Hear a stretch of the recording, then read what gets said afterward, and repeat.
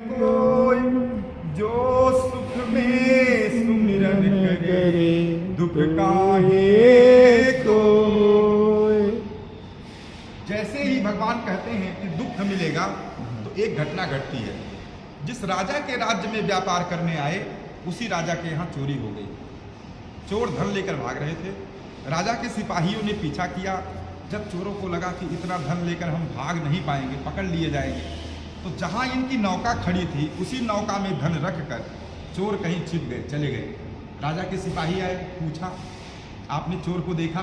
बोले नहीं जी मैंने चोर को नहीं देखा। आपने चोरी किया? बोले नहीं जी मैंने चोरी नहीं किया। उन्होंने 1000 बार कहा कि हम चोर नहीं हैं, हमने चोरी नहीं की। उन्होंने कहा महाराज इसका निर्णय करें।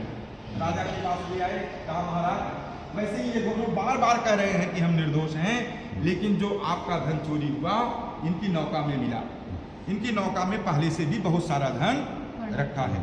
राजा ने कहा प्रत्यक्षम किम प्रमाणम, जो प्रत्यक्ष दिखाई दे रहा है उसे प्रमाण की आवश्यकता नहीं। राजा ने कोई विचार नहीं किया।